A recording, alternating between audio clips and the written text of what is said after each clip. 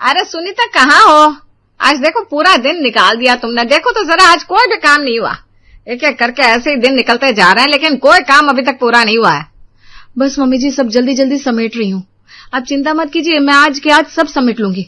अरे आज के आज क्या समेट लोगे तुम सुनीता? अब क्या आज लगन रखने वाली है? मेहमानों का आना शुरू हो जाएगा, फिर क्या पूरा दिन खाना पीना इन्हीं सब में चला जाएगा? अरे आज लगन के दिन भी कह रही हो भाभी के मेहमानों का आना शुरू हो जाएगा। अरे बताओ तो सीधे बहू की डोली के साथ ही आए? अरे नहीं नहीं जीजी, ऐसी बात नहीं है, वो तो कहने में आ जाता है। आओ आओ जीजी, बस बहू का यही सब बता रहे थे। अब सास नहीं बताएगी तो कौन बताएगा? अब खड़े खड़े मुंह क्या देख रही हो सुनीता? जाओ जाकर बुआ के लिए बढ़िया सी चाय लेकर आओ। जी मम्मी जी अभी लाई। सुनीता भागती हुई अपनी सास के लिए चाय बनाने चली जाती है और इधर ननद भौजाई लग जाती है शादी की बातों में। तो आज हम आपको ले आए हैं गाजियाबाद से सटे मोदी नगर में। मोदी नगर में रहने वाले महेश जी के परिवार में ब्याह की तैयारियां चल रही है और शादी है उनके छोटे सुपुत्र यानी सुमित की। शादी के इन जोरों शोरों की तैयारियों में जो सबसे ज्यादा खुश नजर आ रही है वो है घर की बड़ी बहू यानी कि सुनीता। चलिए एक बार फिर से सुनीता के पास लिए चलते हैं आपको। लीजिए बुआ जी चाय पीजिए। चाय तो बड़ी अच्छी बनाई है। और क्या क्या तैयारियां हो गई है देवरानी के स्वागत की? बस बुआ जी सब चल रहा है। अब नई बहू की तो बात ही अलग है, पढ़ी लिखी शहर की छोरी है। ये सुनकर सुनीता बिना कुछ कहे कप लिए वहां से चली जाती है। आखिरकार मिनी सुमित की दुल्हन बनकर अपने सपनों के ससुराल यानी कि मोदी नगर आ जाती है और अपने ससुराल में सबसे जल्दी ही घुल मिल जाती है। भाभी लाओ मैं ये सब्जी बना देती हूँ। अरे नहीं नहीं देवरानी जी, आप तो बस अभी देखो, अभी बनाने के चक्कर में ना पड़ो। ये सब के लिए मैं हूं ना मेरी प्यारी देवरानी। भाभी मैं आपसे छोटी हूँ और आपकी जैसी जेठानी मिलना किसी बड़े सौभाग्य से कम नहीं है, लेकिन अब मुझे ये आप करके मत बोला करो, मुझे अच्छा नहीं लगता। अच्छा चलो अब आगे से नहीं बोलूंगी, लेकिन थोड़ी देर के लिए नाराजगी दूर करके अब ये तो बता दे कि आज खाने में क्या बनाऊं तुम्हारे लिए स्पेशल। मैं इतनी स्पेशल थोड़ी ना हूँ भाभी, और अभी तो आपकी जान खाने के लिए यहाँ मैं कई दिनों तक रुकने वाली हूँ। स्पेशल तो है ही तो मेरी बहू, आखिर छोटी बहुरानी जो है इस घर की। तभी विमला जी के पीछे से आती हुई आवाज को सुनकर मिनी और सुनीता दोनों पलट कर देखते हैं। अरे मम्मी जी आप यहाँ?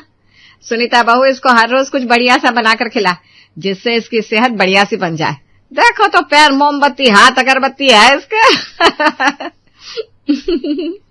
ये सुनकर सुनीता और मिनी दोनों जोर से हंसने लगते हैं। तभी बाहर से मिनी के जेठ विनोद की आवाज सुनाई देती है। सुनीता क्या खाना बनाया तुमने आज? जल्दी से लेकर आओ फटाफट से, बड़ी जोरों की भूख लगी है। अरे बाप रे, आज तो ये इतनी जल्दी आ भी गए।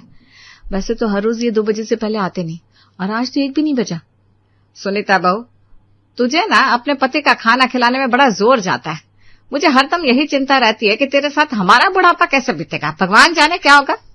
इतना कहकर विमला जी बड़बड़ाती हुई रसोई से बाहर चली जाती है और सुनीता हंसते हुए अपने कामों में लग जाती है। लेकिन पास ही खड़ी मिनी ये सब बड़े ही गौर से देख रही थी और कुछ सोच रही थी। क्या हुआ मिनी, क्या सोच रही हो? नहीं भाभी कुछ नहीं। लाइए आप मुझे बताइए कि मैं आपकी क्या हेल्प करा दूं। भैया भी खाने के लिए आ गए हैं ना?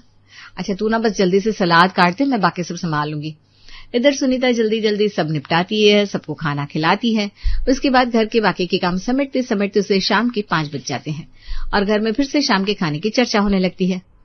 अरे विनोद आज इतनी जल्दी दुकान से कैसे करागा?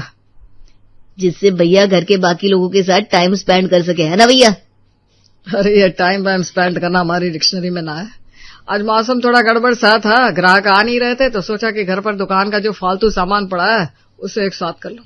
वैसे भी शादी के चक्कर में दुकान बड़ी ही अस्त व्यस्त हो रखी है। तभी सुनीता सबके लिए चाय लेकर आती है। आप अपने दुकान की तो बात ही क्या कीजिए, उससे बुरी हालत तो मेरे घर की हो रखी है। दुकान से ज्यादा माल तो आपने घर में घुसा रखा है, जहां देखो वहां दुकान का माल रखा है। तुम तो चुप ही रहा करो, तुमको क्या करना है हमारी ये दुकान के माल से? तुम शांति से अपनी रसोई संभालो। लेकिन नहीं, वो भी तुमसे ठीक से संभाली नहीं जा रही है। वही तो, आज देखो सुबह खाना भी समय से नहीं बना। वो तो छोटी बहू ने पूरी मदद करवाई, तब जाकर कहीं खाना निपटा। ये सुनकर वहां खड़ी मिनी कुछ बोलने वाली थी, तभी सुनीता ने उसका हाथ पकड़कर उसे रोक दिया और दोनों देवरानी जेठानी वापस रसोई की ओर चल दी। ये क्या बात हुई भाभी, आपने मुझे बोलने क्यों नहीं दिया? मैंने तो आपकी ऐसी कोई हेल्प ही नहीं करवाई। सुनीता ने हंसते हुए बात टाल दी। अरे कोई बात नहीं मिनी, अभी तुम इस घर में नई हो ना, इन सब बातों को जाने दो। आओ हम दोनों साथ में बैठकर चाय पीते हैं, फिर थोड़े दिनों बाद तो तुम चली जाओगी। हाँ भाभी, सुमित तो कह रहे हैं हनीमून पर जाने के लिए, देखो अब कहाँ जाना होता है। अच्छा, तो देवा जी ने अभी तक बताया नहीं कहाँ लेकर जा रहे हैं वो हमारी देवरानी को? बस सरप्राइज लगा रखा है, बाकी भगवान जाने। वैसे आप कहाँ गई थी भाभी अपने हनीमून पर? ये सुनकर सुनीता हंसने लगती है, फिर एकदम शांत हो जाती है, लेकिन कोई जवाब नहीं देती। क्या हुआ भाभी, आपने कुछ बताया नहीं? अभी दोनों देवरानी जेठानी के बीच की बातें चल रही थी कि तभी बाहर से सास विमला जी का जोरदार स्वर सुनाई देता है। अरे यो दांत फाड़ती रहोगी या शाम के खाने की तैयारी भी करना शुरू करोगी बहू? जी मम्मी जी, बस अभी करती हूँ। फिर एक के बाद दूसरा काम, दूसरे के बाद तीसरा काम, और फिर ऐसे करते करते रात के कब 11 बज गए और सब अपने अपने कमरों में पहुंच गए। आओ मिनी मैडम, कहाँ बाहर भटक रही हो? कुछ नहीं, मैं बस रूम में आने ही वाली थी, तभी मुझे बाहर से रसोई में आवाज आई तो देखने चली गई। लेकिन वहां तो भाभी अभी भी काम में लगी हुई है। भाभी अगले दिन की तैयारी आज से ही करके सोती हैं। अब तक तो तुमने घर में नोटिस कर ही लिया होगा कि हमारे घर में पापा जी और भैया का एक दिन का काम भी बिना दही के नहीं चलता, और उन्हें घर का ही दही चाहिए होता है। इसलिए भाभी रात को इतना समय रसोई में हर रोज दही जमा कर ही सोती है। अच्छा, तभी। अच्छा, इन सब बातों को छोड़ो, मुझे ये बताओ तुम्हारी शॉपिंग हो गई? शॉपिंग कैसे होगी जब आपने अभी तक ये नहीं बताया कि हम कहाँ जा रहे हैं? अच्छा, बस इतनी सी बात है। लेकिन ये तो मैं अभी नहीं बताने वाला कि हम हनीमून पर कहाँ जा रहे हैं। बस मैं ये इंडिकेशन दे सकता हूँ कि हम पहाड़ों वाली कोई जगह जा रहे हैं, क्योंकि तुम्ही ने बताया था तुम्हें बीचेस से ज्यादा माउंटेन्स पसंद है। हाँ, ये तो बिल्कुल सही बात है। तो फिर क्या, बस उसी के हिसाब से शॉपिंग करना शुरू कर दो। बाकी का सरप्राइज तुम्हें लास्ट मिनट तक पता चल जाएगा। भैया और भाभी कहाँ पर गए थे हनीमून के लिए? मिनी, भाभी और भैया कहीं पर नहीं गए थे। भैया शुरू से इस घर की जिम्मेदारी को पापा से ज्यादा संभाल रहे हैं। हम लोग छोटे छोटे थे तब से भैया ने हमारा हर बात का पूरा ध्यान रखा है। फिर मेरी चाहे वो पुणे में पढ़ाई की बात हो या दिल्ली में मेरी जॉब की बात हो, भैया का हाथ मेरे ऊपर हमेशा ही रहा। और भाभी ने आते ही घर को यूं संभाल लिया कि ये घर बस उनकी सबसे पहली जिम्मेदारी है। हाँ सुमित, लेकिन इन सब के बीच में वो दोनों अपने आप को कैसे भूल गए? तुम्हें नहीं लगता जैसे हम सबकी ये जिम्मेदारी है, वो दोनों भी अपनी जिंदगी बाकी लोगों की तरह टेंशन फ्री होकर जिए? तुम्हारी बात बिल्कुल सही है मिनी मैडम, लेकिन हम क्या कर सकते हैं? करूंगी तो मैं, लेकिन इन सब में मेरा साथ देने की पूरी जिम्मेदारी तुम्हारी है। हाँ, क्यों नहीं, जैसा तुम कहो। अगले दिन मिनी और सुनीता दोनों रसोई में काम कर रहे थे। भाभी, आपको पता है अभी एक बड़ी रोमांटिक सी मूवी आई है। अरे तुम भी ना मिनी कमाल करती हो। मेरी शादी को पूरे 6 साल होने को आए हैं। अब हमारे नहीं मिनी, तुम्हारे दिन है ऐसे फिल्म देखने के। आप भी ना भाभी कैसी बात कर रही हो? आप तो यूं कह रही हो कि जैसे आप बूढ़ी हो गई हो। चलो आप जाकर बढ़िया से रेडी हो जाओ, बढ़िया नेल पेंट लगाओ, हेयर वॉश करके कंडीशनर करो, और शाम को आप और भैया दोनों साथ में मूवी देखने जा रहे हैं। मैंने आप दोनों के लिए टिकट बुक कर दी है। अरे नहीं मिनी, मैं आज तक कभी ऐसे इनके साथ कहीं भी अकेले नहीं गई, और फिल्म तो सच बताऊं तो शादी के बाद एक भी नहीं देखी। और शादी से पहले? शादी से पहले तो मुझे फिल्म देखने का बड़ा ही शौक था, और आखिरी फिल्म तो मैंने देखी थी, अभी सुनीता बता रही थी कि सासू माँ का कड़क स्वर दोनों बहुओं के कानों को भेद गया।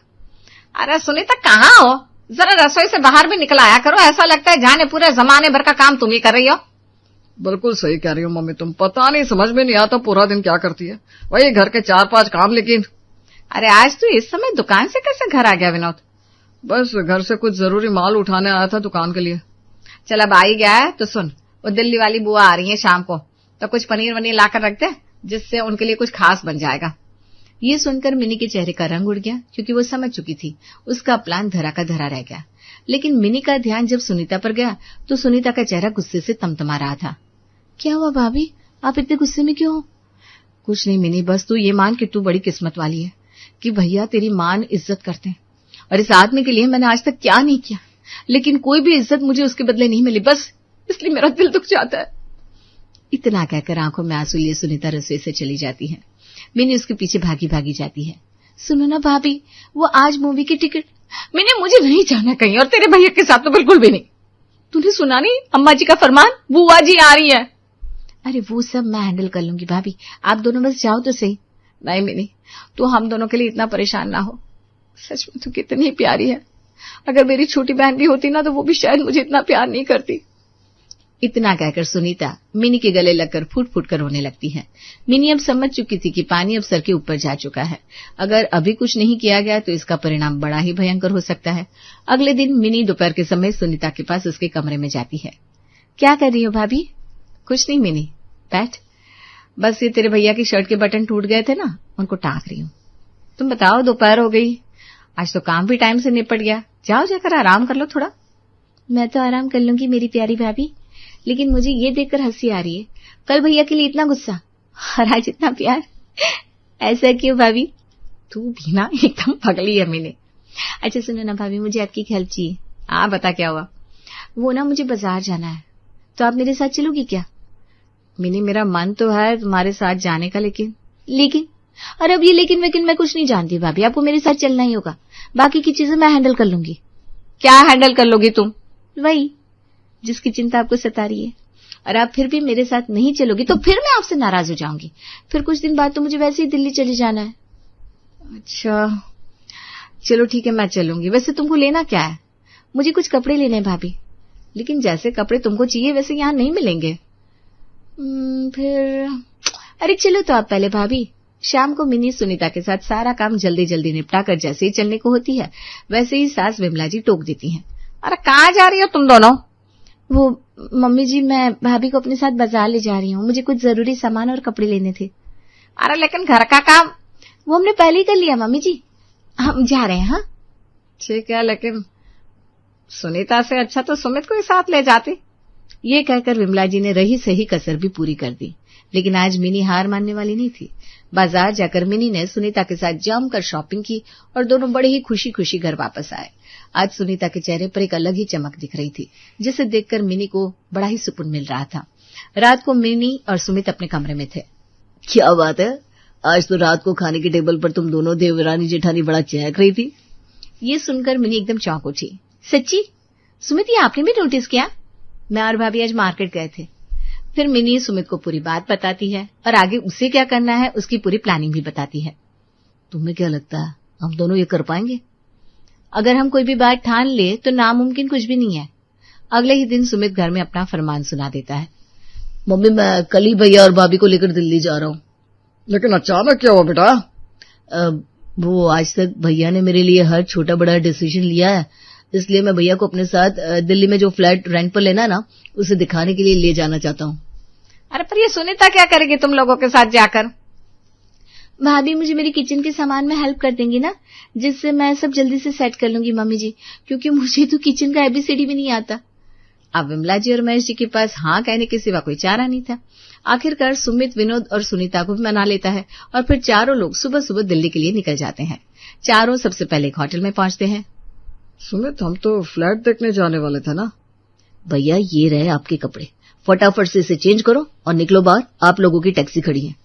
और भाभी ये रहे आपके कपड़े, जो सारे मैंने पहले ही आपकी पसंद के लिए हैं।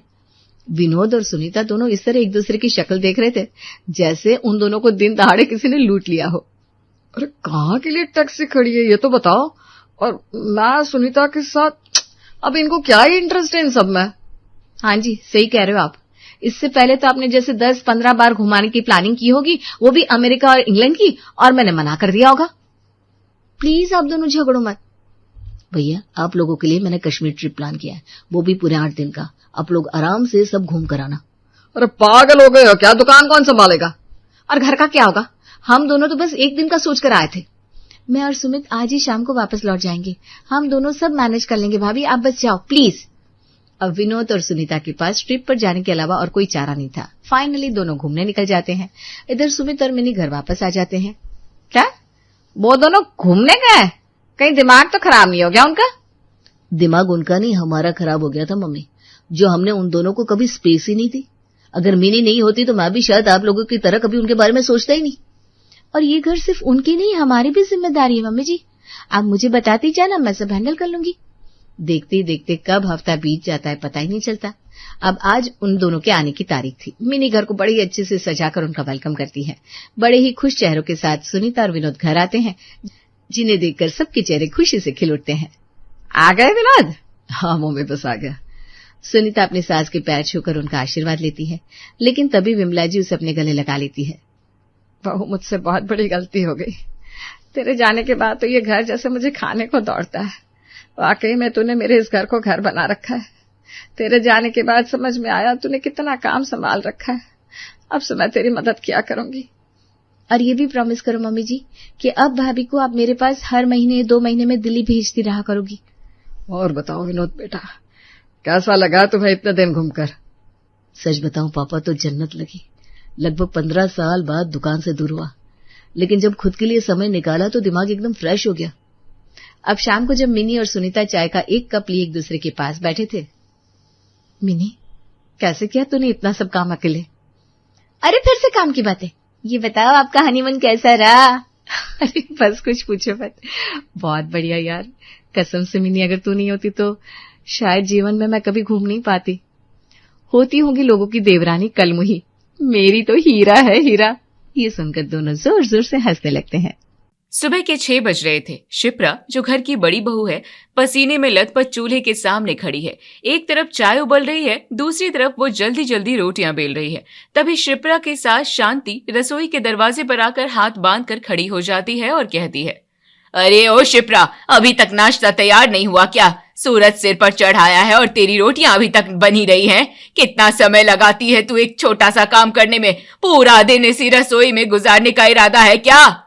माँ जी, बस 5 मिनट और, सब्जी बन गई है और चाय भी तैयार है। बस ये आखिरी कुछ रोटियां बाकी है, अभी मेज पर लगा रही हूँ। आज सुबह नल में पानी देरी से आया था, इसलिए थोड़ी देर हो गई। बहाने बनाना तो कोई तुझसे सीखे। पानी देरी से आया या तेरी चाल ही सुस्त है? जब से इस घर में आई है हाथ ऐसे चलते हैं जैसे कोई एहसान कर रही हो।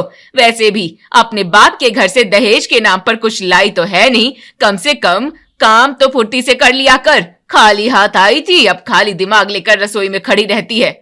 माँ जी, मैं अपनी तरफ से पूरी कोशिश कर रही हूँ, आप बैठिए, मैं बस खाना लगा ही रही हूँ। शिप्रा के ऐसा कहने पर शांति वहां से चली जाती है। थोड़ी देर बाद शिप्रा डाइनिंग टेबल पर सारा खाना लगा देती है। सभी लोग खाना खाने लगते हैं। तभी घर की छोटी बेटी नेहा कहती है, भाभी, मेरा टिफिन पैक कर दिया ना? आज मेरा कॉलेज में पहला लेक्चर है और मुझे बस पकड़ने के लिए अभी निकलना होगा। हाँ नेहा, तेरा टिफिन बिल्कुल तैयार है। मैंने तेरी पसंद की आलू के पराठे और अचार रखा है। भाभी, आज मेरे लिए थोड़ा ज्यादा खाना रख देना। ऑफिस में मेरे कुछ दोस्त आज मेरा लंच चखना चाहते हैं। वो हमेशा कहते हैं कि तुम्हारी भाभी के हाथ के खाने में जादू है। अरे विवेक, ये तो बहुत अच्छी बात है। मैंने तुम्हारे लिए 2 एक्स्ट्रा पराठे और एक्स्ट्रा सब्जी पैक कर दी है। सभी लोग खाना खा लेते हैं। उसके बाद शिप्रा रसोई में अपने काम में लग जाती है। तभी अमरनाथ से आवाज देकर बुलाते हैं और कहते हैं, बहू, मेरी दवाइयां कहाँ रख दी है तुमने? कल रात को अलमारी के ऊपर ही तो छोड़ी थी, अब मिल ही नहीं रही है। बिना दवाई के मेरा सिर चकरा रहा है। जी बाबूजी, अभी लाकर देती हूँ। इसी तरह शिप्रा पूरे घर में एक मशीन की तरह दौड़ती रहती है। सबका ख्याल रखने के बाद जब सब चले जाते हैं तो वो झाड़ू पोछा शुरू करती है। भारी बाल्टी उठाकर वो पूरे घर में पोछा लगाती है। फिर ढेर सारे कपड़े लेकर वो छत पर जाती है।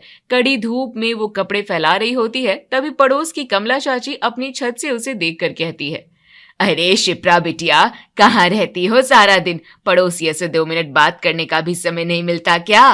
अरे नहीं चाची, ऐसा कुछ नहीं है। बड़ा परिवार है तो काम भी ज्यादा होता है, बस इसलिए थोड़ा बिजी रहती हूँ।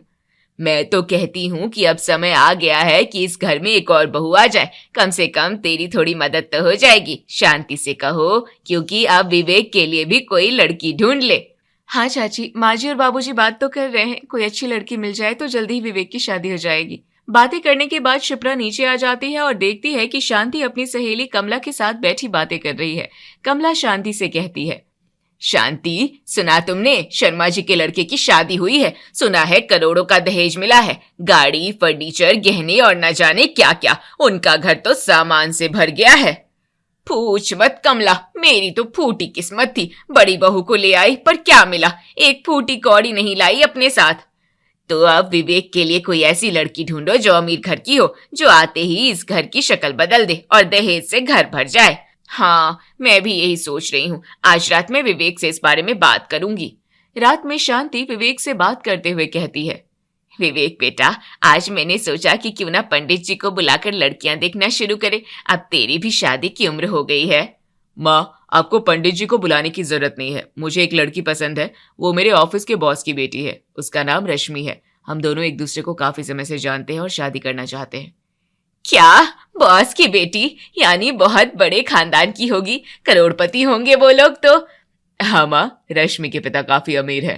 अरे वाह, ये तो सोने पर सुहागा हो गया। हम कल ही उसके घर रिश्ता लेकर चलेंगे। अगले दिन शांति, अमरनाथ और विवेक रश्मि के घर जाते हैं।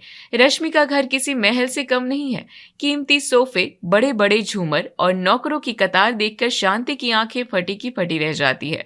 वो मन ही मन सोचती है, हे भगवान, इतना पैसा, यहाँ का तो डेकोरेशन का सामान ही इतना महंगा है। रश्मि के पिता तो दहेज में कुबेर का खजाना दे देंगे, मेरी तो सारी मुरादें पूरी हो जाएंगी।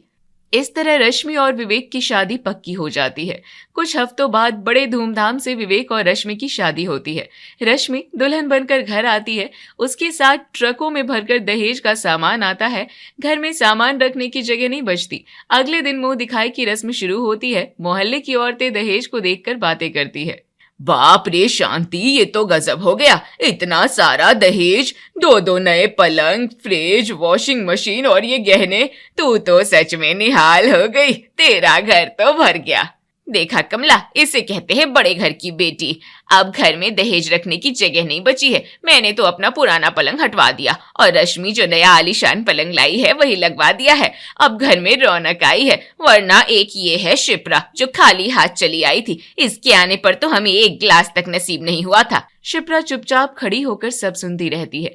थोड़ी देर बाद मुंह दिखाई की रस्म खत्म हो जाती है और सभी औरतें अपने अपने घर चली जाती है।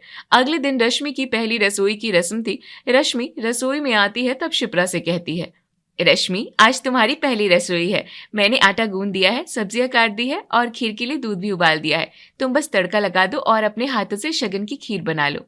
मैं क्यों बनाऊं? जेठानी जी, शायद आप भूल रही हैं कि मैं करोड़ों का दहेज लेकर इस घर में आई हूँ। मैं यहाँ रसोई में पसीना बहाने नहीं आई। ये छोटे मोटे गरीबों वाले काम आप ही को शोभा देते हैं, आप ही बना लीजिए। रश्मि, ये तुम क्या कह रही हो? खाना बनाने में अमीरी और गरीबी का क्या लेना देना? अगर तुम नहीं बनाना चाहती तो कोई बात नहीं, मैं बना दूंगी, पर ऐसी बातें मत करो। तभी शांति वहां आती है और शिप्रा और रश्मि की बातें सुनकर शिप्रा से कहती है, शिप्रा, क्यों फालतू में मुंह चला रही है उससे? वो सही तो कह रही है।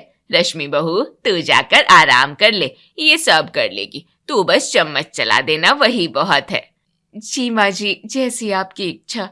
ऐसा कहकर रश्मि वहां से चली जाती है। ऐसे ही कुछ दिन बीत जाते हैं। एक दिन घर में एक बड़ी पार्टी में जाने की तैयारी हो रही है। रश्मि विवेक के साथ शॉपिंग पर जाती है और ढेर सारे महंगे कपड़े और गहने खरीद कर लाती है। वो घर आकर शांति और शिप्रा को सारा सामान दिखाते हुए कहती है, सासू माँ देखिए, मैं आपके लिए ये सिल्क की साड़ी लाई हूँ, ये बहुत महंगी है। और जेठानी जी, आपके लिए भी मैं ये साड़ी ले आई हूँ।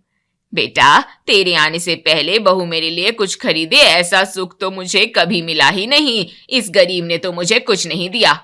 ये सुनकर सतीश कहता है, माँ, मैं जो कुछ भी कमाता हूँ वो इसी घर के लिए तो है।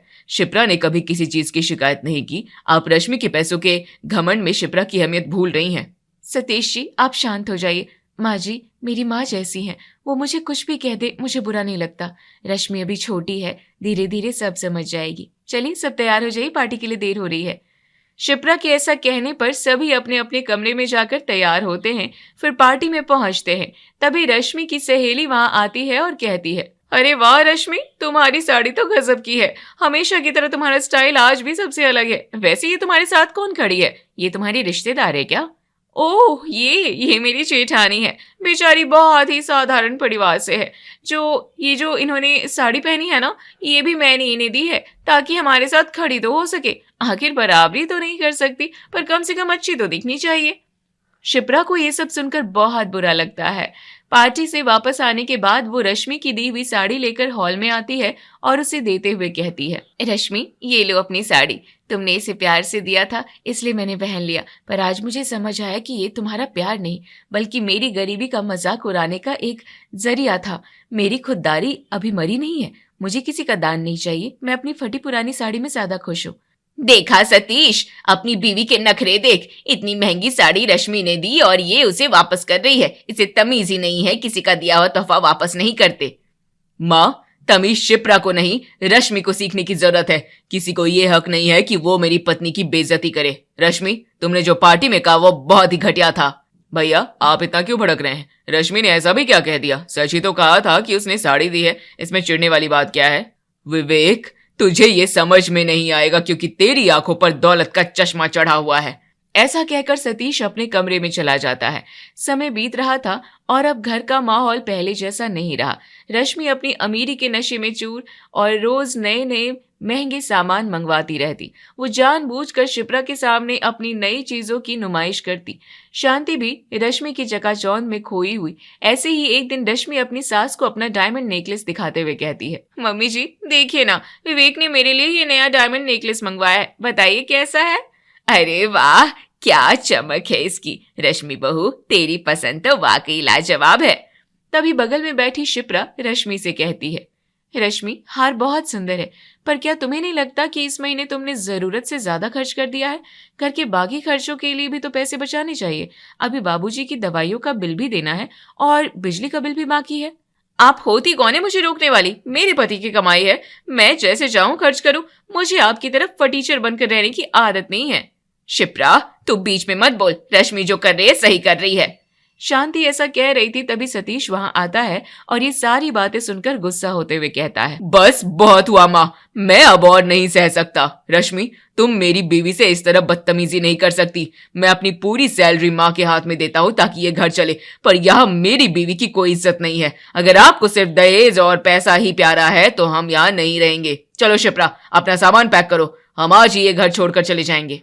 भैया, आप इतना क्यों भड़क रहे हैं? रश्मि ने क्या गलत कहा? शॉपिंग तो मेरे पैसे से ही हो रहा है ना, तो भाभी को बीच में बोलने की क्या जरूरत थी? विवेक, तुझे आज अपनी भाभी की फिक्र नहीं है क्योंकि तेरी आंखों पर दौलत का पर्दा पड़ा है, इसलिए अब मुझे नहीं लगता कि हमें यहाँ रहने की जरूरत है। शिप्रा चलो। अब शिप्रा और सतीश सीढ़ियां चढ़कर अपने कमरे में जाते हैं। शांति भी उनके पीछे पीछे जाती है। वो उन्हें रोकने की कोशिश करती है पर वो दोनों नहीं रुकते और सूटकेस पैक करके सीढ़ियों से नीचे उतरने लगते हैं। तभी पीछे से शांति उन्हें रोकते हुए कहती है, अरे सतीश बेटा रुक जा, मेरी बात तो सुन, ऐसे घर छोड़कर मत जा। बहू, तू तो समझदार है, इसे समझा। जल्दीबाजी में शांति का पैर फिसल जाता है। वो अपना संतुलन खोकर सीढ़ियों से गिर जाती है और कहती है, मेरा पैर, बचाओ कोई, हे भगवान, जान निकल रही है मेरी। माँ जी आंखें खोलिए। सतीश जी जल्दी देखिए, माँ जी को बहुत चोट आई है। विवेक जल्दी गाड़ी निकालो, हमें अस्पताल जाना होगा। अपनी सास को इस तरह गिरता देख शिप्रा अपना सूटकेस फेंक देती है और अपनी सास के पास आकर उसे उठाते हुए कहती है, माँ जी क्या हुआ आपको? सुनिए जी, जल्दी से एम्बुलेंस बुलाइए।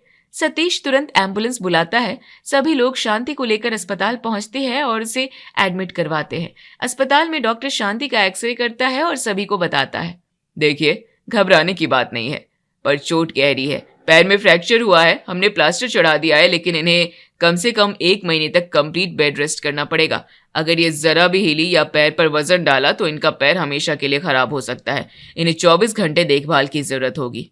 डॉक्टर साहब आप फिक्र मत करिए, हम पूरा ध्यान रखेंगे। उसके बाद डॉक्टर शांति के पैरों पर प्लास्टर चढ़ा देता है। फिर सभी लोग शांति को घर लाते हैं, उन्हें उनके कमरे में लेटा देते हैं। थोड़ी देर बाद शिप्रा अपने कमरे में आती है और सतीश से कहती है, सतीश जब तक माँ जी अपने पैरों पर खड़ी नहीं हो जाती मैं यहीं रहूंगी और उनकी सेवा करूंगी। उसके बाद आप जो कहेंगे मैं वही करूंगी। तुम्हारी यही ममता मुझे हमेशा झुकने पर मजबूर कर देती है। ठीक है, हम रुक रहे हैं। अगले 15 दिनों तक शिप्रा एक मशीन की तरह काम करती है। वो सुबह 4 बजे उठती है, घर का सारा काम निपटाती है और फिर पूरा दिन शांति के पास बैठी रहती है। वो अपने हाथों से उन्हें खाना खिलाती है, समय पर दवाइयां देती है। ऐसे ही एक दिन शिप्रा शांति की गंदी चादर बदल रही थी, तभी शांति कहती है, बहू तू क्यों कर रही है ये सब? मैंने तो तुझे इतना बुरा भला कहा, मैं इस लायक नहीं कि तू मेरी सेवा करे। माँ जी आप ये सब मत सोचिए, आप बस दवाई खाइए और जल्दी से ठीक हो जाइए। ऐसा कहकर शिप्रा चादर लेकर धोने के लिए नीचे चली जाती है। अगले दिन रात के 2 बजे शांति को कमर में तेज दर्द होता है। वो कराहने लगती है। शिप्रा जो उनके कमरे के नीचे जमीन पर चटाई बिछाकर सोई हुई थी तुरंत जाग जाती है और कहती है, माँ जी क्या हुआ? कमर दर्द हो रहा है क्या? रुको मैं अभी आपको तेल लगा देती हूँ। ऐसा कहकर शिप्रा अपनी सास की कमर में तेल लगाने लगती है। रश्मि और विवेक भी शांति के कराहने की आवाज सुनकर वहां आ जाते हैं। दोनों देखते हैं कि शिप्रा उनकी सेवा कर रही है। ये देखकर रश्मि मन ही मन सोचती है, मैं कितनी गलत थी। मैं समझती थी कि पैसा ही सब कुछ है, पर जेठानी जी ये तो मुझसे कहीं ज्यादा अमीर है। इनके पास जो सब्र और प्यार की दौलत है वो तो मेरे पापा के बैंक बैलेंस में भी नहीं है। ऐसे ही 1 महीना गुजर जाता है। उसके बाद डॉक्टर आते हैं और शांति का प्लास्टर काट देते हैं और दवाइयां देकर चले जाते हैं। शांति अब धीरे धीरे चलने लायक हो गई। एक दिन सभी लोग हॉल में बैठे होते हैं, तभी सतीश और शिप्रा अपना सूटकेस लेकर बाहर आते हैं और सतीश कहता है, माँ, डॉक्टर ने कह दिया है कि अब आप ठीक है, इसलिए अब हम दोनों इस घर से जा रहे हैं।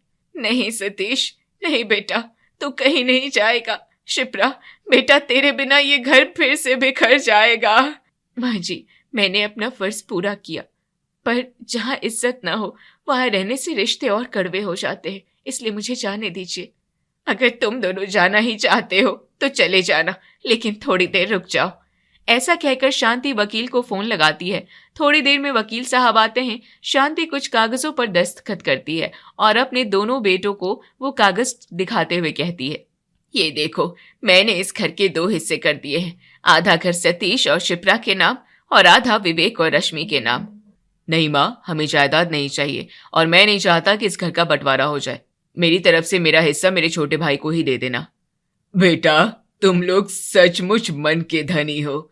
ये सारी बातें सुनकर रश्मि और विवेक को अपनी गलती का एहसास होता है। तभी रश्मि कहती है, मुझे माफ कर दीजिए जेठानी जी, मैंने आपको गरीब जेठानी कहकर नीचा दिखाया, पर आज मुझे समझ आया कि अमीर देवरानी होने का घमंड तो सिर्फ एक दिखावा था। असली अमीरी तो आपके पास है। आपके पास जो सम्मान और प्रेम की दौलत है वो मेरे पास कभी नहीं हो सकती। अगर आप इस घर से गई तो मैं भी ये घर छोड़ दूंगी। भैया, भाभी, मुझे भी माफ कर दीजिए, आप इस घर की लक्ष्मी है, कृपया हमें छोड़कर मत जाइए। ये सुनकर शिप्रा मुस्कुराकर अपना सूटकेस रख देती है। तब शांति कहती है, आज मेरा परिवार सच में एक हुआ है। शिप्रा बेटा, आज रसोई में तू नहीं रश्मि खाना बनाएगी और तू उसे सिखाएगी। आज हम सब साथ बैठकर खाना खाएंगे। हाँ जेठानी जी, अब मुझे भी गरीबों वाले नहीं अपने वाले काम सीखने हैं। सिखाएंगी ना आप? क्यों नहीं छोटी, और आज खीर मैं और तुम मिलकर बनाएंगे। ये सुनकर सभी लोग खुश हो जाते हैं। घर में जो तनाव और नफरत की दीवार थी वो ढह गई थी। शांति अपनी दोनों बहुओं को गले लगाती है। बाहर सूरज ढल रहा है, पर इस घर में एक नए और खूबसूरत दिन की शुरुआत हो चुकी है। अमीरी और गरीबी का भेद खत्म हो चुका है। अब सिर्फ एक सुखी परिवार बचा है।